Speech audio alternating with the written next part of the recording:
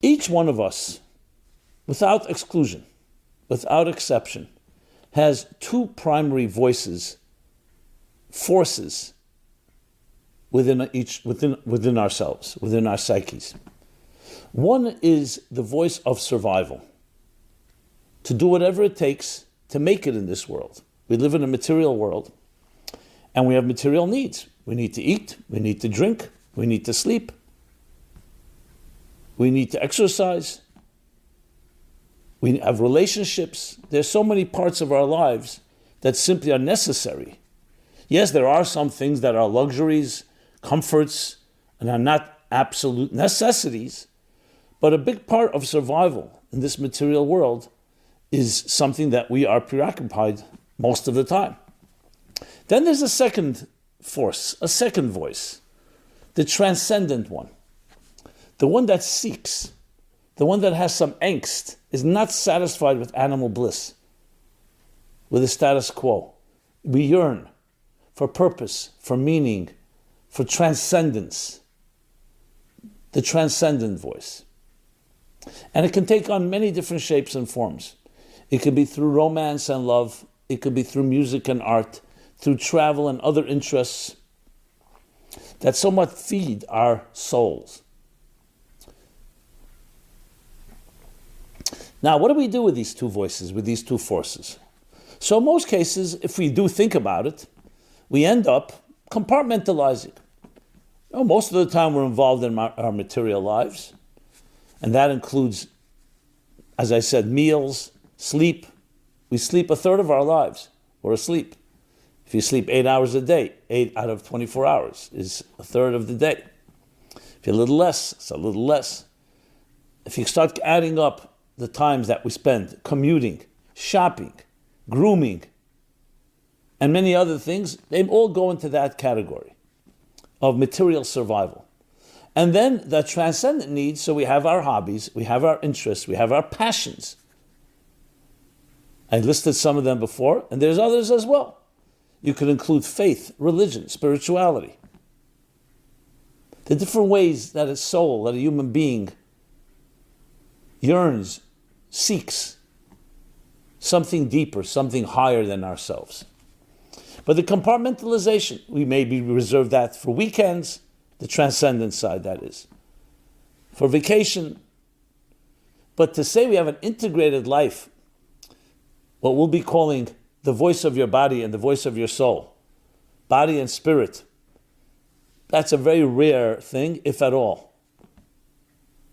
But is this the most fulfilling and the healthiest way to live? Is there another option? So we will be discussing exactly that, how to merge matter and spirit.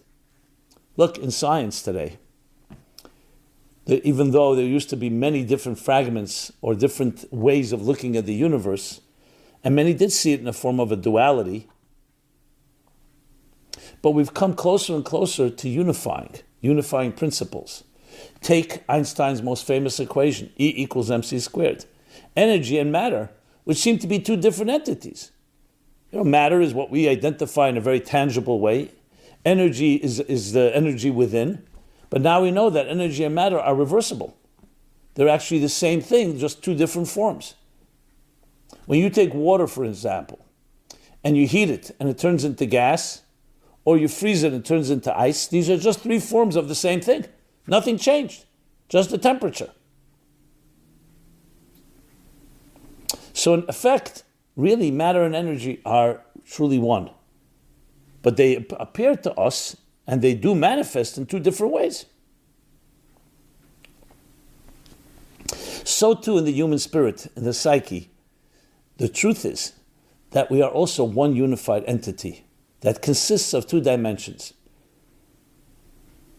And when you learn the formula and the secret of how they truly are two dimensions of one reality, and the formula of how to implement that in your life, everything changes. You're not living a fragmented or disjointed or a life of duality. You actually can merge, can fuse, can join together the most material part of your life, the survival part, and the most transcendent components. And just to demonstrate how this can manifest in ways that can even be destructive when you don't know how to do that fusion.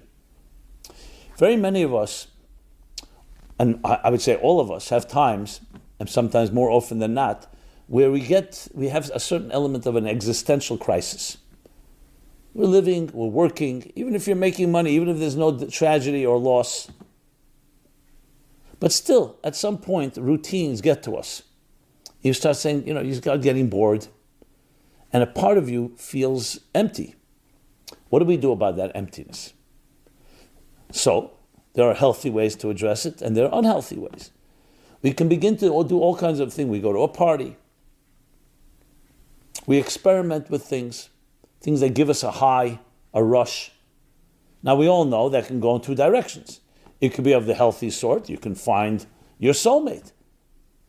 Fall in love, marry, build a beautiful family. But you could also end up having all kinds of one-night stands or other types of experiences just to relieve that need, to find some comfort, but not any that's lasting. And it could even be ultimately turn into an addiction. And all types of addictions. You could begin drinking, drugs, sex addictions. And why do I say addiction? It doesn't jump to an addiction. It always begins with a need. But you're satisfying something. That's why we have to always see any addiction, any obsession, as being a symptom. The symptom of what? Of your soulful voice, your transcendent voice seeking relief, seeking fulfillment, seeking attachment. And if you don't find it in a healthy way, you'll find it in an unhealthy way. And you may not know it at the beginning, because the beginning is coming from a beautiful place. Even later it may be coming from there. But what happens is you no longer are controlling it, it's controlling you.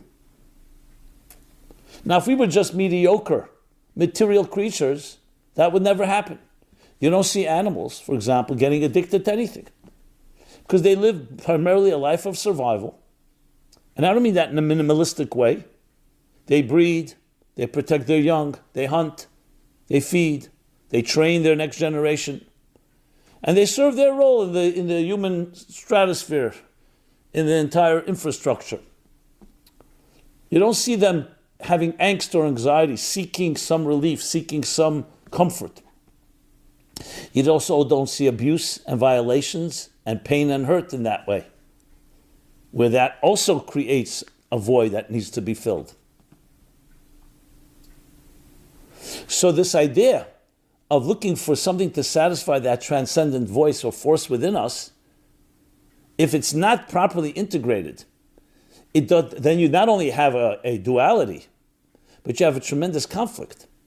Because you live your life, you're almost living like a double life. There's the life of your work life, your family life, your personal life, the life on the material level, and the transcendent is being fed and being fueled by things that are either not lasting or some type of hit. You need then another high, another rush, which turns into becoming its own monster in many situations. Now we know there is a thing called a functional addict. You can be working and doing everything responsibly, but ultimately that higher voice, that seeking, is not really being fulfilled. It's just being so-called sated, so-called, I would say, almost distracted and numbed in some ways. So let's talk about, so how do you integrate? How do you merge? But to do that, let's first deeper analyze who we are and these two voices and where are they coming from. So in my book, Toward a Meaningful Life, the very first chapter, I address this topic because it's so central to everything else, body and soul. And cite a verse from the book of Proverbs, a beautiful verse that really both allows us to visualize and manifest what a body and soul are really like. And the expression is that the flame of the divine is the soul of man. The flame of God is the soul of a human being. So in other words, the closest approximation in the physical world to what a soul looks like, no one has ever seen a soul, is a flame. Which, of course, if you think about it, then the human body and our so-called material part of ourselves is like the wick. So observe a flame in a wick. Observe a flame in a wick. What do you see? The flame is something that is unnatural, or I should say, completely unique in the natural world. What does it do? It defies gravity. Everything else is subject to gravity. The flame rises. And were it not for the wick, something to ground it, it would just go up, up. It licks the air. The wick is what keeps it down and grounds it. So in that context, what does your soul look like? It's like a flame. So think about a flame. It flickers. It's restless. It's always seeking and looking upward. A beautiful story told that captures this so well. So it was a great mystic, a great leader, a great Rebbe. When he was a young child, he was playing on a ladder with other children. They were climbing up and down the ladder. And his grandfather, the great Rabbi Shneir Zalman of Liadi, the composer of the Tanya and other great works, classics, was observing all the children as they were scurrying up and down. They didn't go all the way to the top. They were afraid to go up. This one child, his grandson, went all the way to the top of the ladder. Afterwards, the grandfather called over his grandchild and said, they spoke in Yiddish. He said, what differentiated you from the others, from your friends? Why did they not climb to the top and you did? And he said, Zayda, which is grandpa. As they were climbing, they kept looking down. So they saw how high they were. It frightened them. They were afraid to climb higher. When I was climbing, I kept looking up. I saw how low I was. So it motivated me to climb higher. Now you can imagine that's why he turned out to be such a great leader. These are the two voices of the flame and the wick. The part of our lives which we call survival is looking down. It's focusing on your environment, on your needs, and how to fill those needs. The transcendent voice is the flame that's always looking up. And the difference is very obvious. When you're looking down, you feel how high you are, and actually you're like not comfortable because you belong down there. So you're afraid to go higher. When you're looking up, of how much more there is to gain, you see the horizons, the more you want to go up. Because you see, I haven't reached there. Think of it like this. You have friends around you that are less accomplished than you, and you're looking at them. You always feel, hey, I don't need a motivation to do anything more. Look at me compared to them, how much I've accomplished. But be around people who accomplished more than you. You're looking up. What will it do? It will create a healthy form of a jealousy. There's a healthy form of it. A competitiveness. A need. You have an opponent in sports or in a marathon that pushes you to excel. You're looking up. Now, there is a conflict between these two, and this is called the conflict between matter and spirit, between survival and transcendence. But now we've identified that there are two forces within each one of us. And they're both part of one person. And they don't have to be at battle. But now we understand what makes a person a person. Just look at the fact. Again, going back to the animal. There's an expression a Hasidic master once said, that the behemoth, the animal, has never seen heaven. They walk on all four. And even those animals that walk on two, they're primarily walking on four because their physiology is aligned with their spirituality, with their inner workings. They don't need to be looking up to heaven. Their role is to function efficiently in building their families, their homes, their protection, as I mentioned before, breeding their young, and accomplishing what they have to accomplish in this world. You don't want them traveling into space, not just physically, but also figuratively. A human being walks on two, and we look up. Raise your eyes to heaven, and we look, who made all of this? Where do we come from? What's out there? Trillions of dollars are spent just to satisfy that answer. that quest, to answer that question. Is there something out there? Is there life on other planets? We want to go to the moon, to Mars, to other planets, to the big universe out there, solar systems. And we explore. That's human nature. That's that transcendent voice, that transcendent force within us. And it's necessary. That's what defines the human beings. So the next time you're restless, know that's the healthy you. Now, restlessness, there's a balanced restlessness, a healthy angst, and then it could spill over into anxiety. Like I always share, the cardiologist would come to my class. Sweetest guy, but he had a very difficult life on a personal level, on many other levels. And he always sometimes would just cry to me and say, please pray, bless me, that I have one day of peace. So he had a good sense of humor. So I said, you mean like a flat line? She said, no. In a cardiogram, a flat line is not a good sign. A heartbeat is a wave. A healthy heartbeat is a perfect wave. Perfect peaks and perfect valleys. You don't want flat. You don't want so much bliss and peace, and then there's no life. It's the pulsating action. Now, if the peaks are too high and the valleys are too low, that's deep anxiety or deep depression and everything in between. So this is life.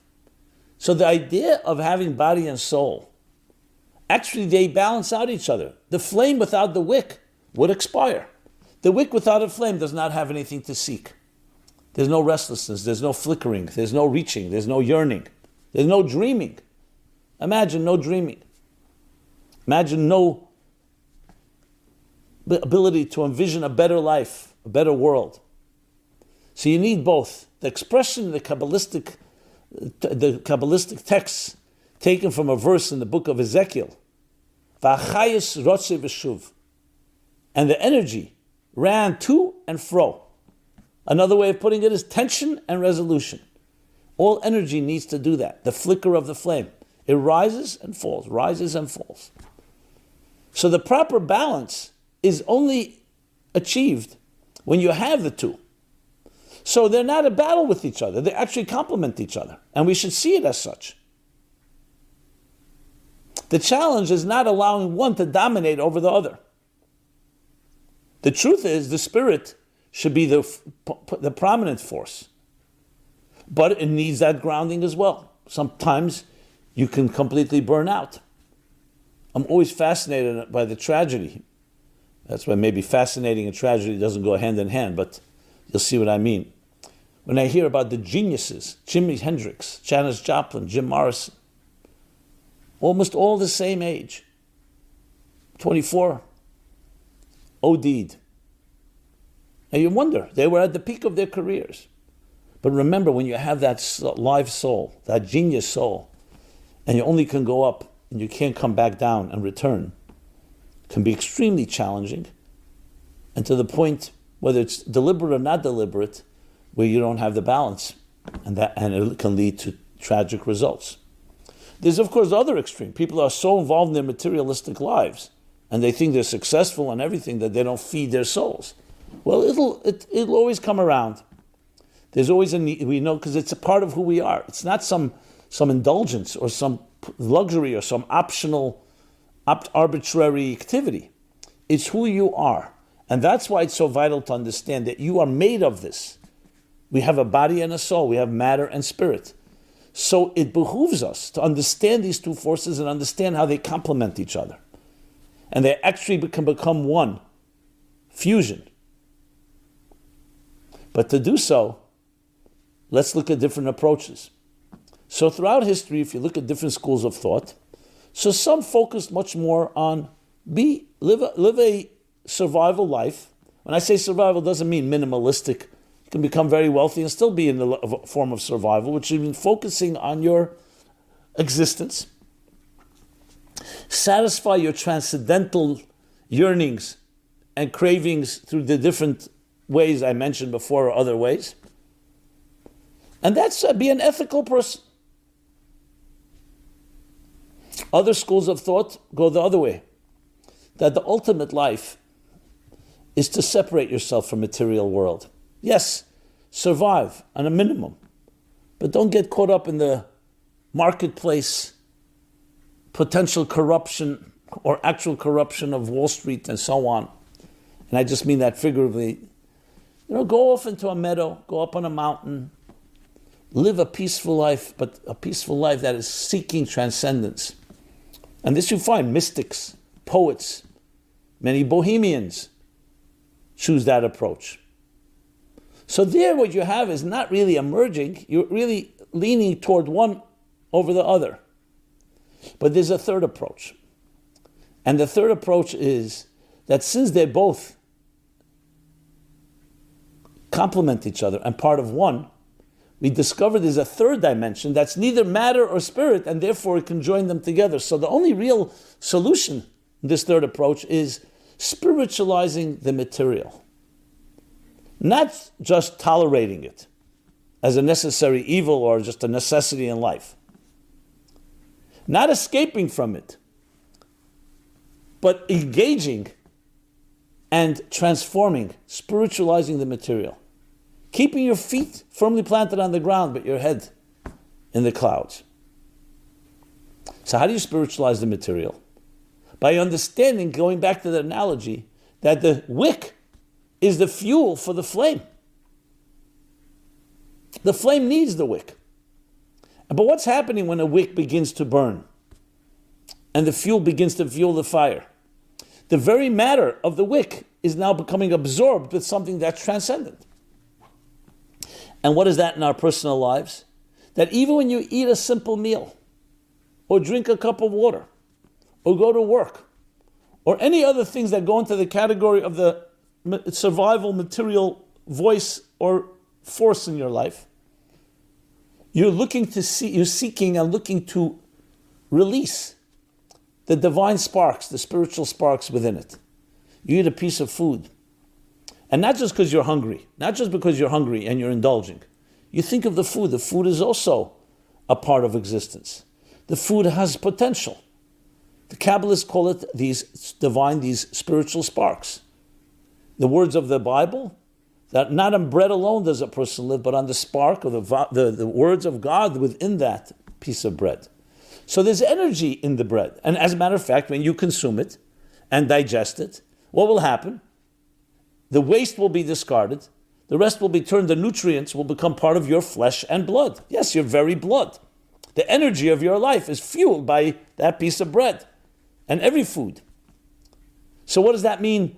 That is on a physical level. What does that mean on a spiritual level? That you think about when you eat the food, eat it with a certain type of refinement. Not just because you're hungry. Recognizing and dedicating, saying a blessing. Thank you. Showing gratitude. Not taking it for granted. And above all, saying to yourself, the energy I get from this food, I shall use for constructive purposes. And then the piece of food, the physical piece of food, that hasn't just become part of your flesh and blood, it's also become part of your spiritual mission in life. Because its energy, like the fuel of the wick, is fueling your soul's aspirations. So you're walking it's a very hot day. You walk into an apple field, an apple trees, and you see this luscious apple speaking to you. It's dripping with moisture, and you really want to have it. So you have three options.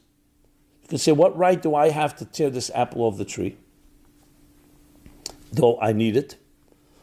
Option two, the other extreme. Well, who cares?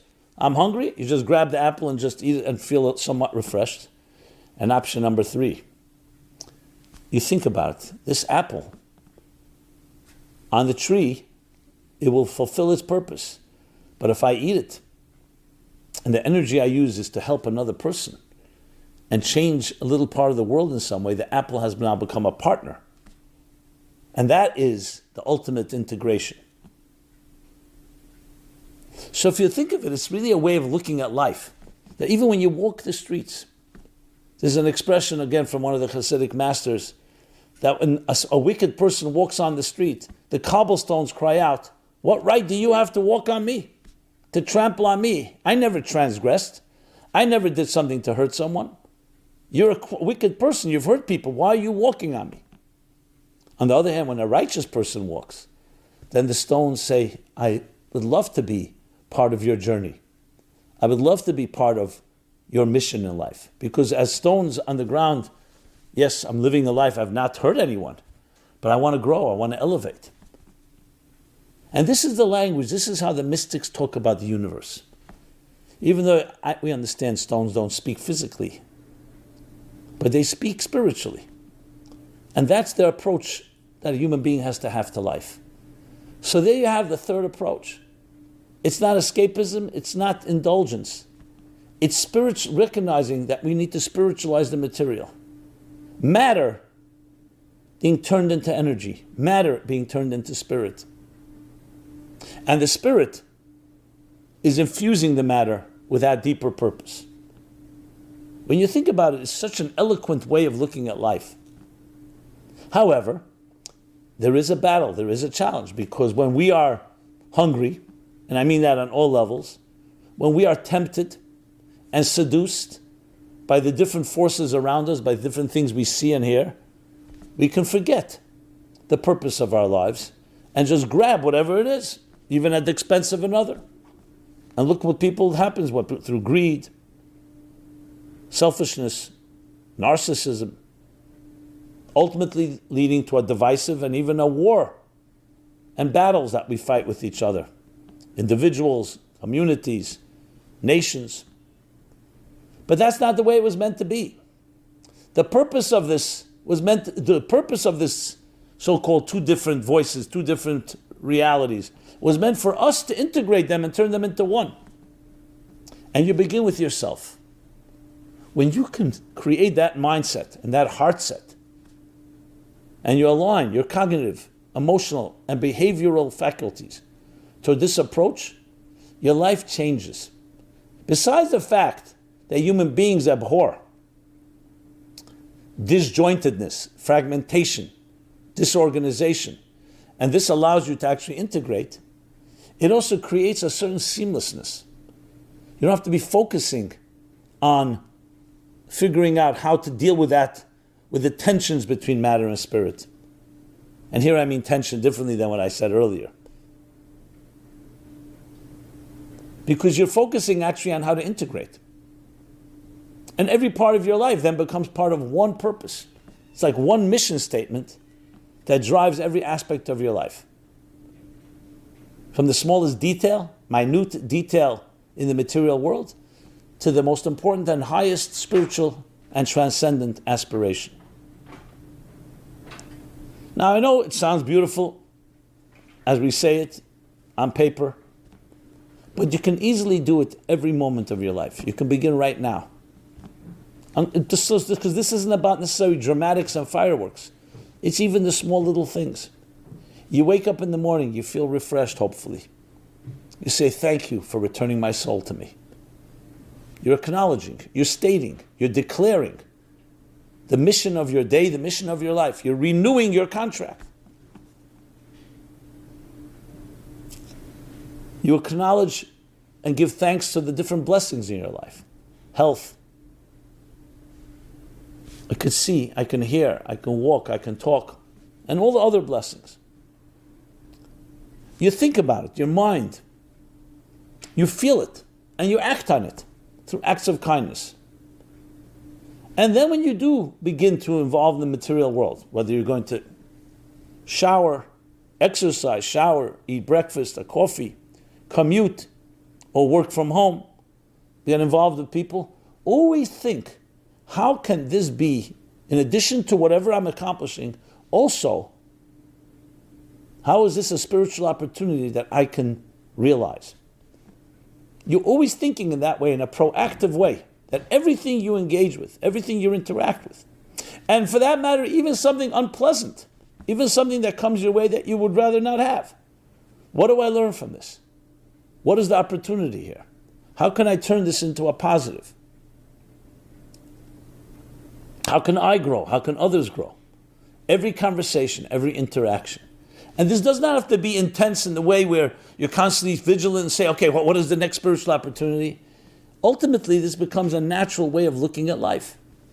Just like a business person, a person who owns a business, wherever they go, they're looking for clients and customers and vendors and networking and potential partners and collaborations. Why? Because that's what their life is about. This is my thing that I'm building. So I'm always looking for opportunities how to make it better. We have to be spiritual opportunists.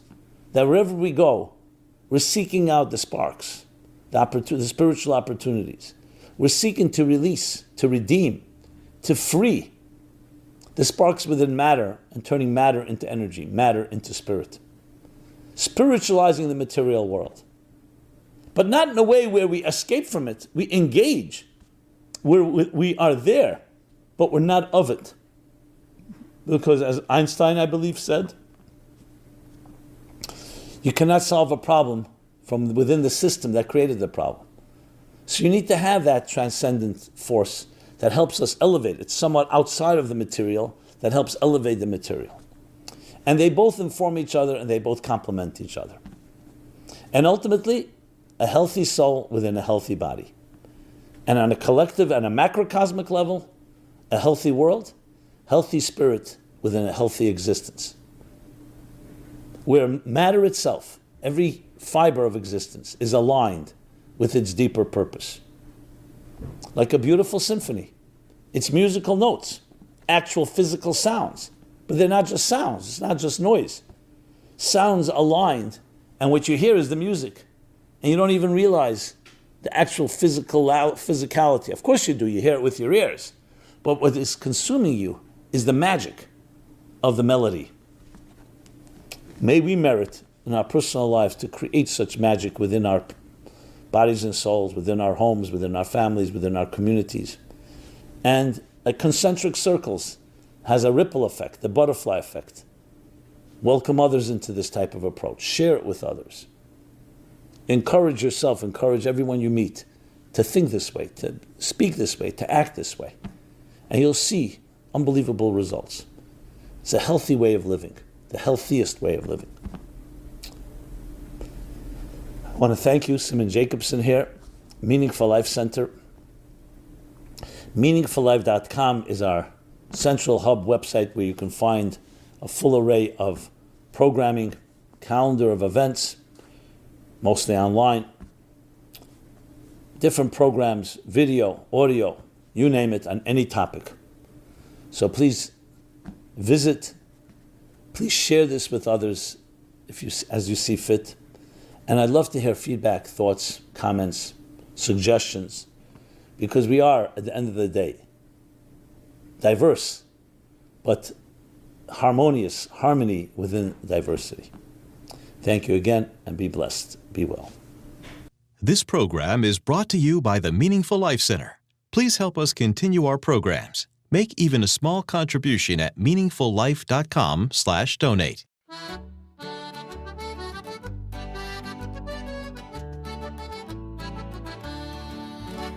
Scattamo stanotti, viri come balla, sutta e fanali chi si scidica.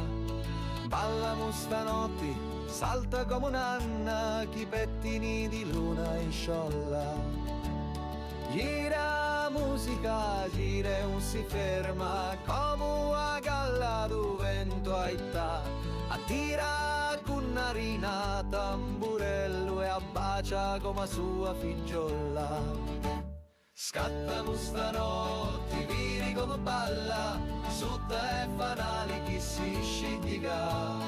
Ballamo stanotti, salta come un'anna, chi pettini di luna in sciolla.